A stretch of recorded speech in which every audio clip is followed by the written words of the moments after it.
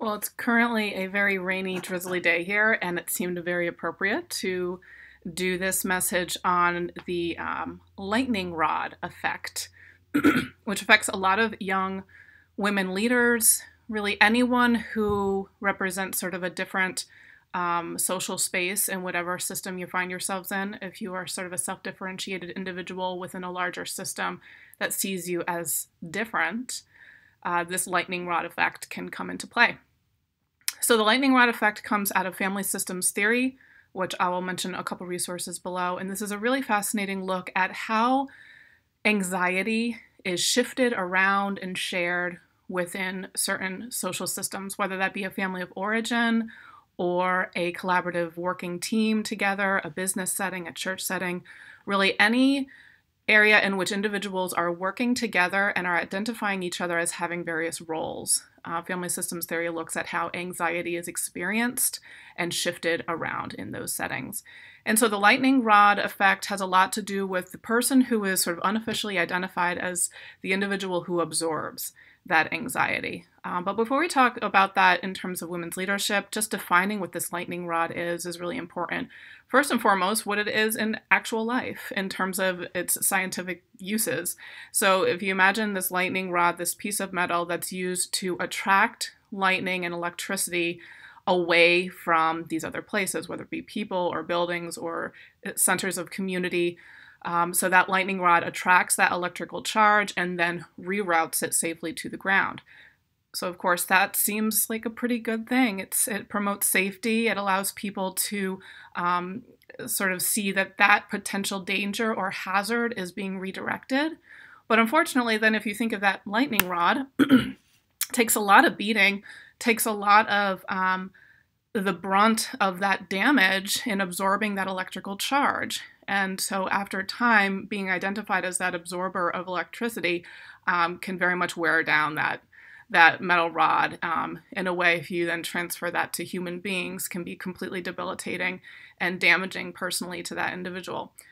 So how then that conveys to human relationships is that when you have a social system, again, a family system, a work system, a religious system, and you have someone in that system that's identified as someone who will absorb others' anxiety, this happens sort of subconsciously. Often it is the individuals who sort of naturally take on these roles of people pleaser or peacemaker, which oftentimes are women in these various social settings. So if there's someone who has this proclivity toward making space for people, for sort of taking the brunt of other people's emotional labor instead of other people working on that for themselves, someone who puts others before them.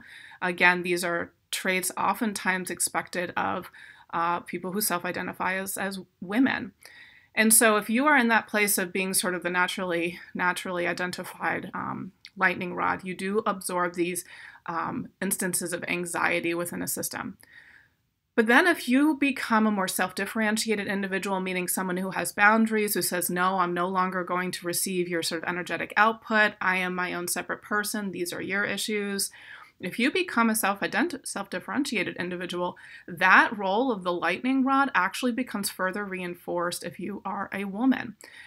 Women who are in situations where there's expectations of female compliance and complicity and a sort of subservience, then if you step out and have more agency, voice, and boundaries, that then creates anxiety within that system over just gender roles in general. So you're finding yourselves once again in this space of being different or othered, and the anxiety in that system then gets placed or dumped on that lightning rod individual. So in many ways, it's a double bind for women in leadership. I call it the feminization of the lightning rod effect, in which we are groomed as women at an early age to be these peacemakers, to be these people pleasers, to absorb people's emotional energy at the detriment of our own well-being. Again, being that lightning rod. But then when we exhibit more healthy boundaries, we are then seen further as this divisive force. In that sense, the lightning rod being something that attracts that negative energy because of being a different or promoting a different narrative. And so when women find themselves in these situations, it can be very scary, particularly when you already feel isolated as one of the few female leaders in a particular setting, or you feel like you've been sort of separated out or scapegoated in your family system. To be identified as this lightning rod can feel very, very destabilizing, in which one asks, why is all this negativity being thrusted upon me? Why is it that I'm seen as such a divisive figure in this social setting? So when you find yourself in those positions, which often can lead to executive derailment and scapegoating, targeting, and bullying, enabling yourself to step back and look at the system dynamics in which you may be identified as that lightning rod. And if that's the case, and if the anxiety in that system is being placed on you in unsustainable ways in which you become, quote unquote, a punching bag for these anxieties, the question then comes, is this a sustainable, safe place in which your well-being and your humanity is being promoted and affirmed?